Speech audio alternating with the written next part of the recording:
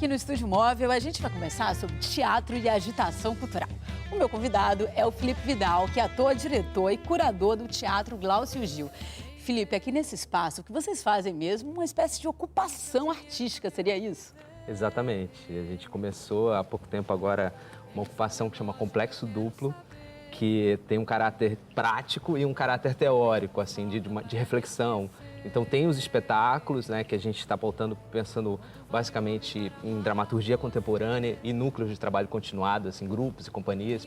E paralelo a isso, tem esse espaço para reflexão sobre esses trabalhos, sobre os núcleos, assim, de discussão, assim. Só para a gente situar quem está assistindo a gente está aqui nesse templo sagrado, que é no palco, né? Que é um teatro de arena, aqui em Copacabana. E o Felipe, você é um cara de companhia, né? Se a gente for lá atrás na sua história, você começou como ator. Vamos vir daí. Você foi fazer a Cal, é isso? Fui fazer a Cal. Na verdade, eu fui fazer a Cal porque eu tinha passado para a direção teatral na UFRJ. E a direção teatral era só no segundo semestre. Então eu fui fazer a Cal meio assim, tem que fazer alguma coisa, tal. E fiquei apaixonado também por essa perspectiva de trabalhar como ator, assim, e, enfim, e o universo todo do teatro, né? O contato que você tem com os autores, dramaturgos, que você estuda também para uma escola de teatro. E aí fui fazer a direção depois. Então sempre comecei um pouco com as duas coisas, assim, da direção e da atuação.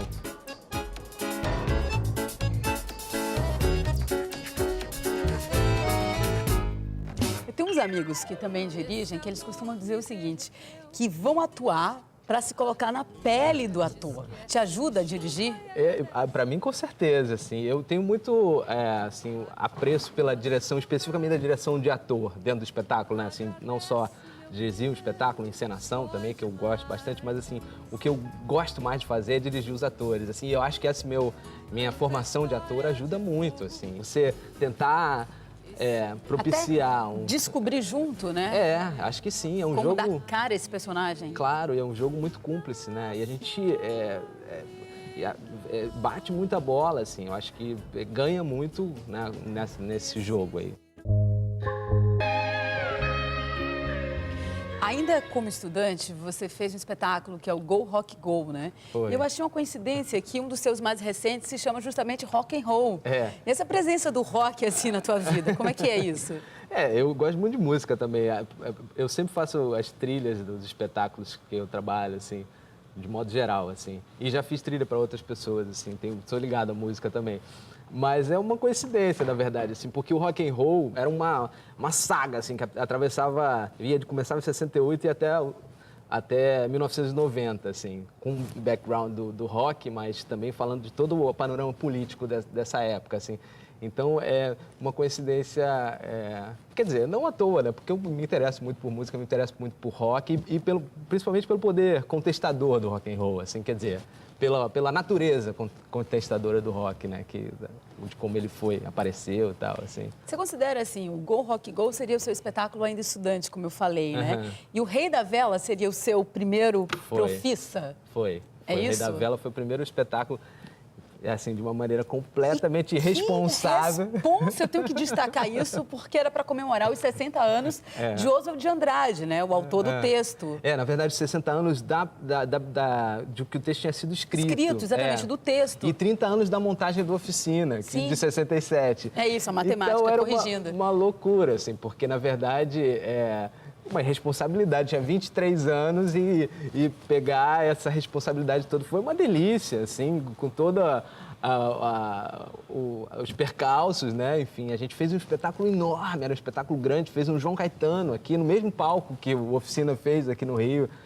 E fez o Sesc Nova Iguaçu, também fez uma inauguração oficial lá, são 2 teatros enormes, tinha um cenário grande, assim, então foi um grande aprendizado de choque, assim, por ter logo um espetáculo grande com muita coisa. Um choque de desordem na sua vida. Exatamente. Né? Tipo, uau! Me situou, assim, pra...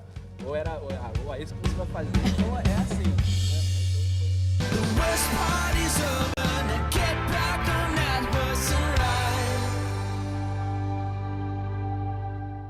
Felipe, você tem uma notável predileção pelos autores ingleses contemporâneos. Por que isso? Na verdade, isso tudo começou porque eu comecei a traduzir. Eu tenho muito interesse por dramaturgia, pela construção dramatúrgica e tal.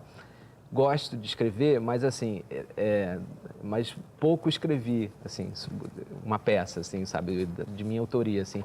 Então, eu gosto mais do mecanismo do que sentar numa mesa e escrever alguma coisa. Então, duas vertentes, assim, uma da criação do espetáculo na sala de ensaio me interessa muito e a outra é da tradução também, que, na verdade, você começa a ter uma pesquisa sobre um mundo que foi oferecido por um outro autor, mas você, de alguma maneira, contribui com aquilo, né? Porque você vai trazer ele para uma outra língua, você começa a pesquisar e entender quais foram aqueles mecanismos. Então, como eu domino mais o inglês e tive contato com esses autores ingleses, principalmente da geração dos anos 90, assim. A primeira foi a Sarah Kane, que é uma autora bastante conceituada e tal. E a partir do contato com a Sarah Kane, eu comecei a me interessar assim, por essa geração, que era um pouco a minha geração. E nesse primeiro momento eu comecei a pesquisar esses textos e traduzir. E, consequentemente, montar, porque, mais do que tudo, sou diretor, né? Então, gosto da prática. Textos inéditos no Brasil. Foi.